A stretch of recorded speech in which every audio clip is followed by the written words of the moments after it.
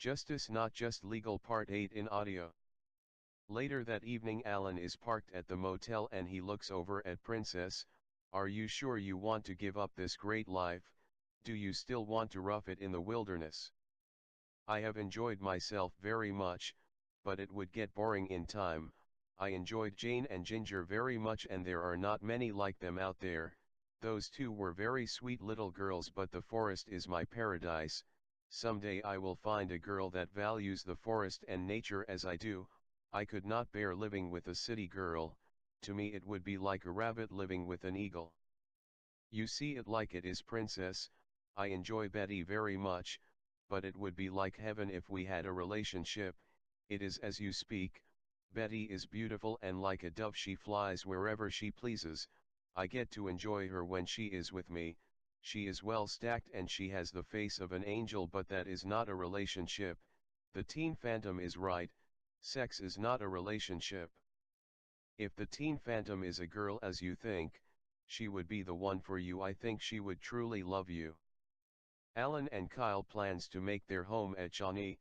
Alan plans to buy a little cabin southwest of Shawnee, that is if it is still for sale. He had seen it in the newspaper a few months back. Kyle's speaking of the Colorado Rockies was not Alan's first desire of the Rockies. He as Kyle had always dreamed of roaming the Rockies. Kyle does not care where they settled. Now that Alan had already done the research, Kyle was very happy with the area. Princess had met this girl about her age. The girl had a trace of Indian blood, but she was beautiful. She was dressed like a boy's straw hat. She had medium-length black hair. She would not disclose her last name.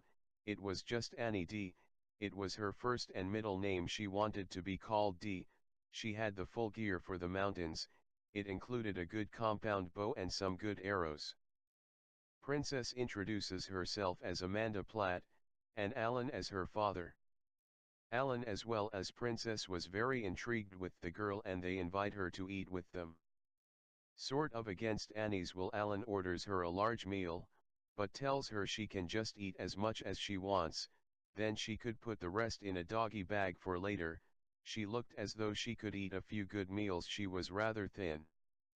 Amanda, you folks are strange. Most folks of your sort don't befriend ones like me. Princess speaks quickly and she is firm.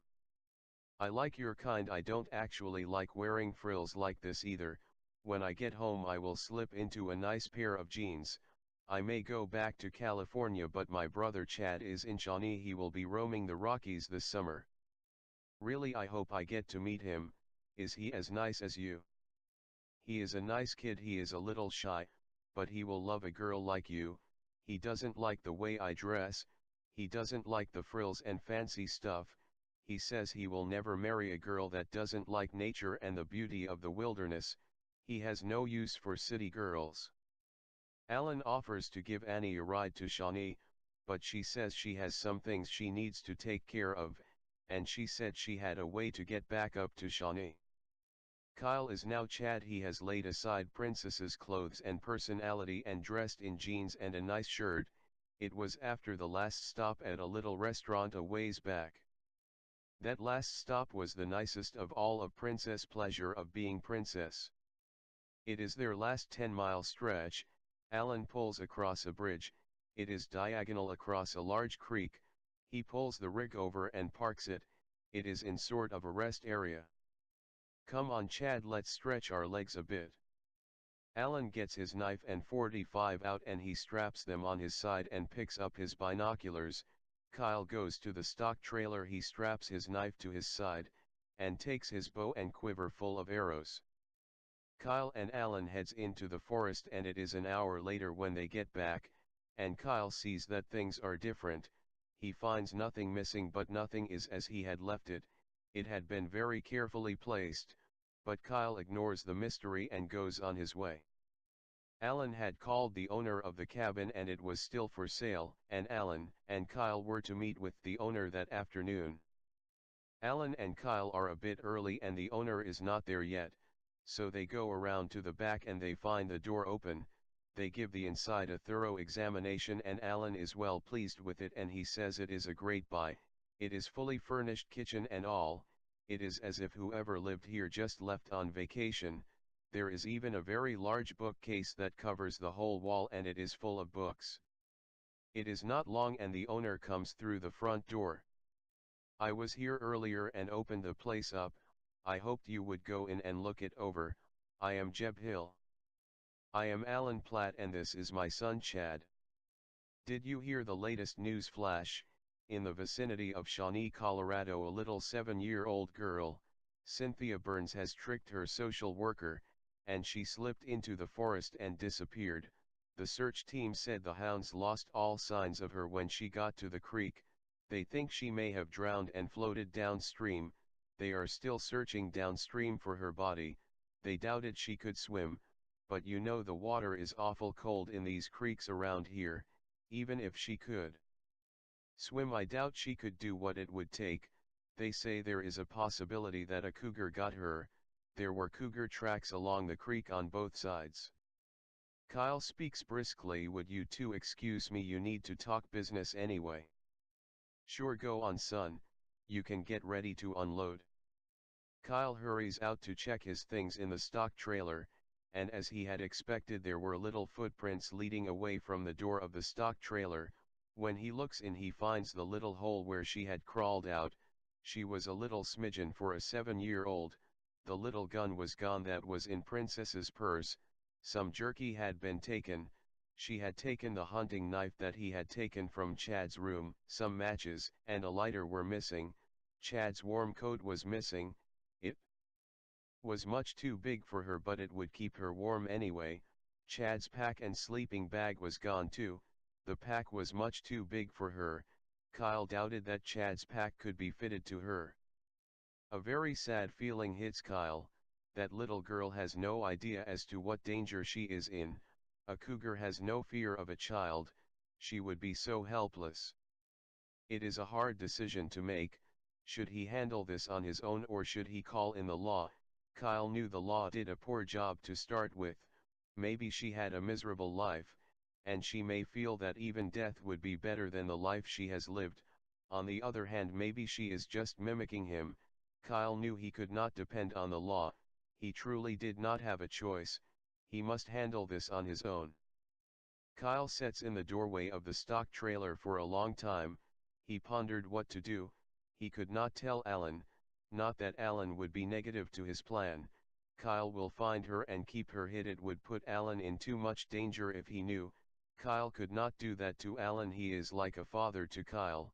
His loyalty to Alan is far beyond any loyalty he has ever had for anyone. Kyle returns to Alan and Jeb Hill and Kyle gets a shocking surprise.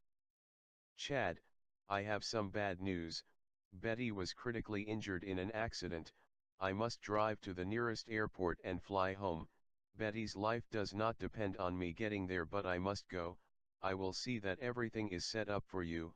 I will have the phone and power turned on and I will set you up at the post office and head out. Here, take this $300 and I will be in touch. The deal has been made on the cab and it is ours. You will be comfortable.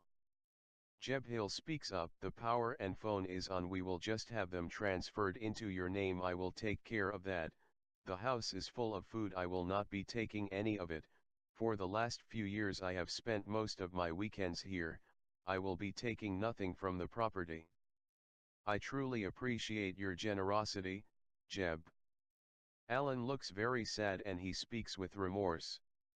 I was afraid this would happen someday. I have warned Betty many times. She is too heavy on the gas pedal and she has never taken driving serious, or has she taken my warning?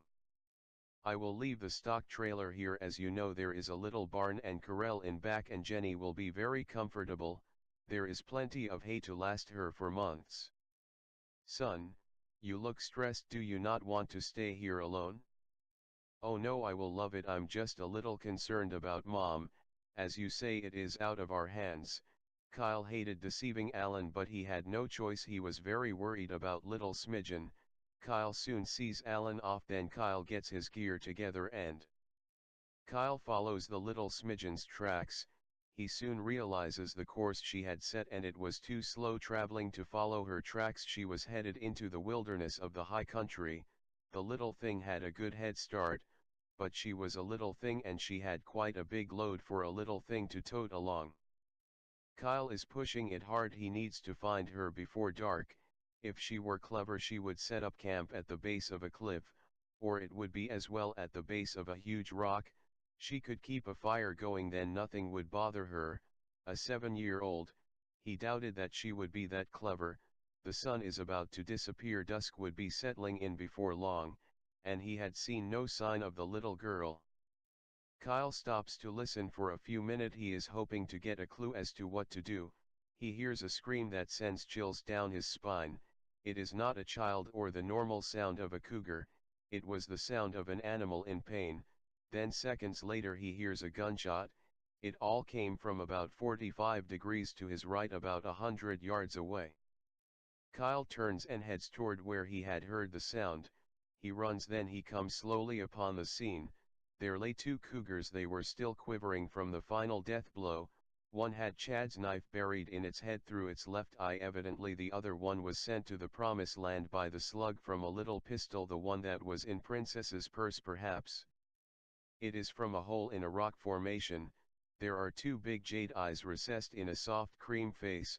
There is a halo of long dark brown hair flowing around it, and those two big jade eyes are focused on Kyle.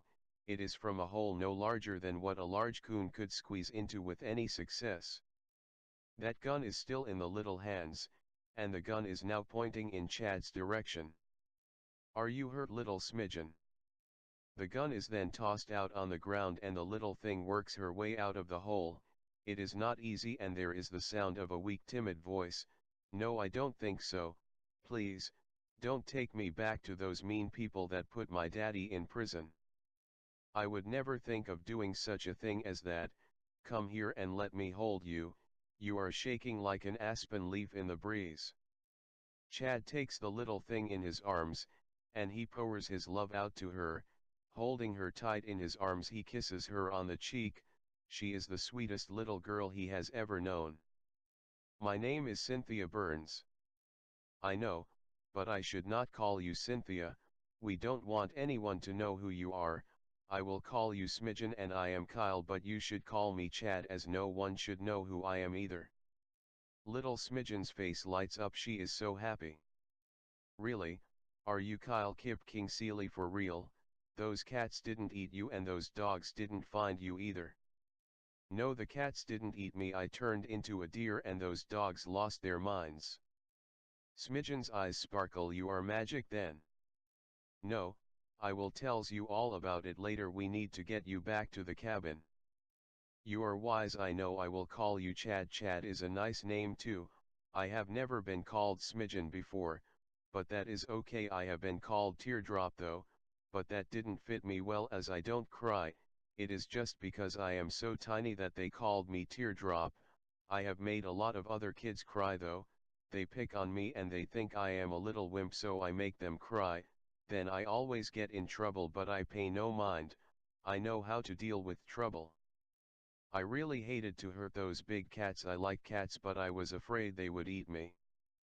That gun makes an awful big bang. I even plugged my ears, but it still made my head ring. I don't like guns. The bow and arrow would have been better, but I couldn't shoot it in there. We had better be heading back to our cabin. If you get too tired, I will carry you." "That would be very nice of you, but I can make it back. I am tougher than I look. That is why I get in so much trouble. They think I am a little weakling of a wimp, and I won't do anything about the mean things they do, but I zap them so quick they don't think what to do. Like that one cat, it thinks it can just reach its paw in there and claw me out of my hole. I just about cut its paw off, so then it thinks it can reach its head in and bite me, so I just pokes it in its eye. Then the knife slips out of my hand. I didn't have my knife anymore, so I had to shoot the other cat instead of poking it in the eye. I yelled at it and I told it to scat, but it paid no mind to me." Kyle gathers all of the gear up. His mind is on little Smidgen. What a cute little girl. She is actually beautiful, but he would never tell her that she was beautiful. It would ruin her sweet personality if she thought that she was beautiful. He detested girls that thought they were so beautiful. They were all stuck up like they were a queen or something. Little Smidgen was going to double Kyle's paradise. He had wondered how it would be to have a little sister, and she was the sweetest little sister a boy could have. Now he would not be alone, she would go wherever he went. I mean Chad, are you going to leave your knife sticking in that cat? For tonight we will come back in the morning and take some pictures, and skin them out. We want the pelts. Do you think you can squeeze back into that hole in the morning so I can get a good picture of you shooting that cat? Smidgen gives Chad a big smile. If you don't feed me too much meanwhile I will do anything for you, Chad. I would like to think of you as my daddy though. You are a lot like my daddy, but you don't get angry like he does though.